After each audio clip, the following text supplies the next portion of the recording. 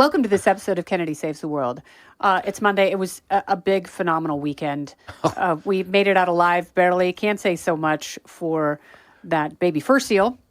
Jimmy Failla is here to discuss everything that has happened and will happen. We lost a lot of good men out there. We did. And unfortunately for the people It was our Macho Grande. Yes, there was only one resurrection this week, and unfortunately, Jesus did his thing on Sunday. I'm not sure our crowd did, the Saturday night crowd in Mohegan, Pennsylvania. But the one thing I will tell you, and everybody needs to know this, is you cannot offend a Kennedy and Jimmy stand-up audience. No, thank God. We have tried everything. They were asking for it. A lot of them were in rain slickers. When I saw you put the cigarette out on the puppy, I was like, well, this is going to do it. And no, they were right there. The only comment we even got, they're like, is that a parliament? Yeah. Where do you get parliaments around here? Menthol? Yeah. Is that from a gas station? We're obviously kidding. But what a crowd. Incredible. What a time. I mean, it was better than advertised. And believe me, well, with the Skyriders. Now, to be clear, it was better than advertised because it wasn't advertised under the proper name.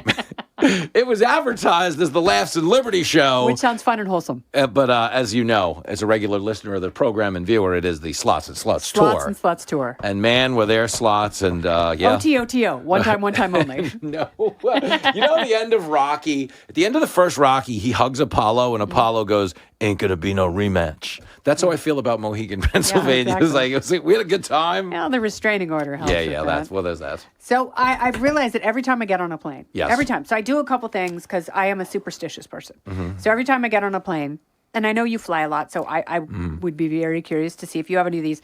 I have to touch the outside of the plane with my right hand, and then I have to enter the plane with my right foot. That's a real thing? So I have to touch it, and then it's enter like with my right the foot. Notre Dame, play like a champion today, exactly. that whole thing? Yep. I do that. So I do that, and then without fail, and it only works half the time, if that. Yeah. And numbers are not on our side anymore. I go into the cockpit, and I say, we're all counting on you. Good luck. Do you do that? Half the time, one of the pilots would be like, ah! and I did it this weekend, coming home from Aruba, and they looked at me like I was a terrorist. They actually stopped. They both looked me over and went, thanks a lot. Great to be with you. And I was like, you don't deserve me. Now, listen, I was with you till I don't have that ritual, but I do the foot, I do the hand. Mm-hmm. When I go to the men's room and I spank the monkey lefty, though. It's that the right hand it's lefty. It's a tradition. It's in my family a long time. You know, the Polish people have a proud heritage. It's how you balance out the hemispheres of the brain. The vibes and everything. Yep. I'm kidding you, or am I? Yeah. But hold on a second. I love pilot humor. Yeah. I genuinely because the thing about pilots, too, is I think they have to have, kind of a good sense of humor. Because it's a very primal gig. Yes. And I would guess the best pilots, like Sully Sullenberger, was probably a funny guy. Yeah. I want to believe he was funny. You want to know how I know he was? Because he was in Daddy's Home, too? He goes, is that true? It was either Daddy's Home or Daddy's Home. I think, it was the first one, yes. He played this new stepdad. Yeah, I was going to say, I'm confusing it with a film in my search history called Stepdad. I'm sorry, it was Daddy's Stepdaddy's Home is the, Because John Lithgow was in Daddy's Home, too. Very good.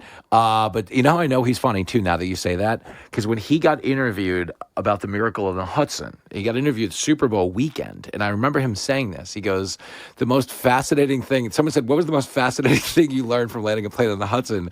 He goes, apparently it can make your wife rediscover your sex life. He said that. I believe that is an attributable quote to him. Good for him. You know who told me that? Charles Payne. Oh, wow. I was interviewing him in my taxi. Yeah. He's like, it's like Sully Sullenberger. He said, landing that plane, my wife found our sex life. I mean, if that's true, that's amazing. Oh, that's great. Sully. Bringing people together. The Miracle on the Hudson was at a time.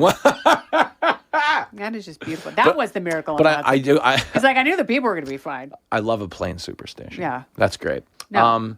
I'm taken in the morning flights. I drink Bloody Marys on planes, but they're so salty. The mix. You can't have a lot of them. Yeah, because if you have a Monday hit, you look like you get stung by a bee. Delicious, and so tasty. But yeah, they're so salty. And so I got to be careful because half the time they're made with some sort of soy sauce. And as a celiac, it makes me real queasy. Yeah, no, I get that. So I love a good weak mimosa. And by weak, I mean just think about the orange juice. Don't even put it in there. Just picture the orange in your mind. That's enough. The rest can be Prosecco or champagne, whatever bubbles you have. Have you ever got on a plane, looking like an alcoholic. And what I mean by that is we joke about our intake, but our intake's actually very productive in that we drink during the day. Yeah. And we're not actually the people that stay out till 5 a.m. I can't. But we behave like it's 5 a.m. and 3 p.m. Yes. Just to be clear. Okay. But I have recently gotten on a flight. I was going to Fort Myers. Francesca was a delightful, had to be 85-year-old flight attendant on Delta, and was just bringing me the whole bottles of vodka. Like, I asked for a Bloody Mary. She brought me like 6 of those bottles and a can of mix. And I was like, I was going to have one for the record. Yeah. Francesca's giving me like a funnel and a toga. She's a nurturer. She wants to give you everything. But again, she wants to see your boobs. But you want to know like what vibe you're giving off. It's like the old, every once in a while someone texts you a video of the most morally depraved thing you've ever seen with the kid, like I thought you'd like this, and you're like, what is my energy walking around this building that Britt Hume thought I would like a Tijuana? I thought you'd like this thing about retarded kids. And I said, I thought we weren't supposed to use the word anymore. Can't we not say that? Yeah. Joe Biden said colored this week. Did you see that? I'm like, well, whose idea was this? To let him out of the chimp cage. So to that point, I don't know what his flying Francesca. Yeah, so we had Gwen. And she, same thing, like she had to be in her 80s. And I've never seen a flight attendant work faster. She was so good. She remembered everyone's order. Yes. And she was going back and forth. She was unbelievable. She's like one of those waiters that makes you think they're getting your order wrong because they don't write it down. Yeah. Yeah. You don't write it down. And they're not writing it down. Don't go anywhere. More Kennedy Saves the World right after this. Those people, I'm so glad you brought that up. Yep. There is nothing less impressive than someone who tries to take a food order from memory. Because your best case scenario, you're not going to get it wrong. That is the very best case scenario. There's nothing impressive about it. And 80% of the time, you get something wrong. And there's nothing comfortable about the experience for you as a consumer because you just assume it's not going to work. Yeah. So even if it's not quite and that's the thing. It's like they might think it's impressive, but it's like paying to get handcuffed by a Filipino ladyboy. It's like, all right, it's what they do. But so is this on? I didn't even realize we were on. This is wow. I got to tell you, Happy Easter. Getting paid as if you're not paying them. It's sad because I do give off the vibe of someone who has more deviance in his life. I think that's going to be my next New Year's resolution. Yeah. Because I was talking to Jesse Waters about this one day. I was like, the whole conceit of me and Kennedy is people like think we have no idea where it's going to go, but we know. Yeah. Okay. We know where it's going to go. Not back to rehab. Those people were boring. Yeah. No, I have to check in with my parole officer. Thank you. It'll go there. That's where it's going to go. It's going to go to the check-in on time. Just not back to rehab. That's Come all. on, We're not going back. Too many I'll meetings. do the community service. Thank you. I'll deworm the orphans, like whatever you want me to do. That's such a funny concept. Picking up trash on the side of the highway. No, she's deworming orphans. It's God's work. That made me happy. I'll do it. So, Jimmy, this week we have, on our final note, the Correspondents Dinner. Do we ever? Yeah. And it's weird because they're not... How do you want to play it? Well, they're not corresponding with the White House at all. It's when the president isn't there, it's not as much fun. Yeah, you went to the orgy after the girls went home. It still continues, but it doesn't have the same vibe. And he's not going, Levitt's not going because of that time. Obviously, they classlessly attacked Sarah Huckabee Sanders. Yeah. That was the Michelle Wolf.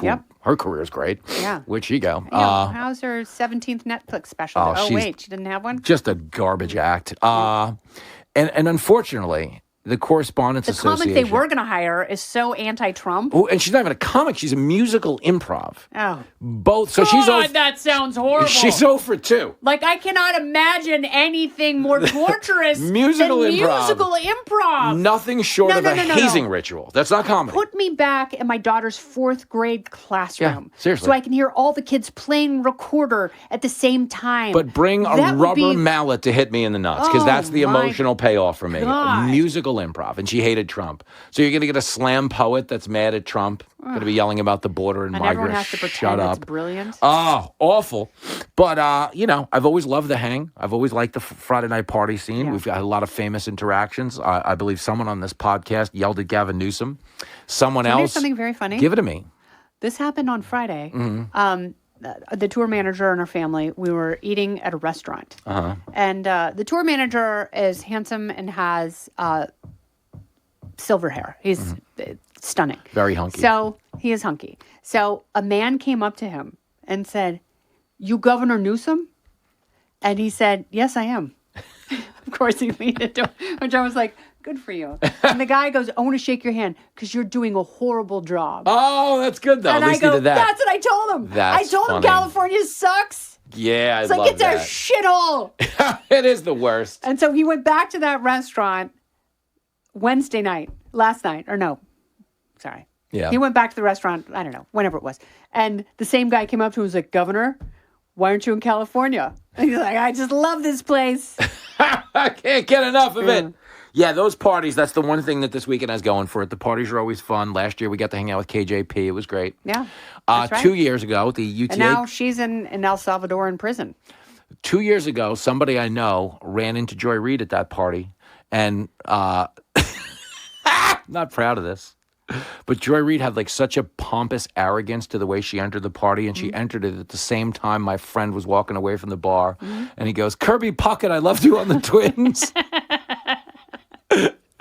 And I know she heard him say it. Good. I have it on pretty good authority. She made eye contact with the guy after he said it and was like, what the is this? She sucks. Yeah. Even though she's off MSNBC. Oh, but she she'll still be there. sucks. If you're at the parties this weekend, she will be there. Yeah, Remember she'll how be there. Lemon showed up? Don Lemon will be there. It's so funny. It's like that's his only chance to go up to like producers and agents and hump their leg. Yep. And A lot of leg humping. I still got a lot left in the tank. Oh, that's all it is. That's all it is. But it's, it'll be an adventure. I'm sure you'll do something fun with it. I'm going to be live. I'm going to be covering you from New York. We'll do it live. We'll do it live. This has been Kennedy Saves the World along with Jimmy Failla. I'm Kennedy. Big excitement. I will be interviewing Rob Schneider this Wednesday, talking about his new book, SNL, Deuce Bigelow, and how he is planning to save the world. So make sure you listen to every episode of Kennedy Saves the World.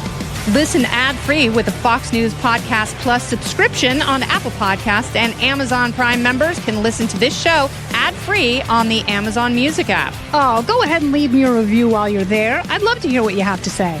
You've been listening to Kennedy Saves the World on the Fox News Podcast Network.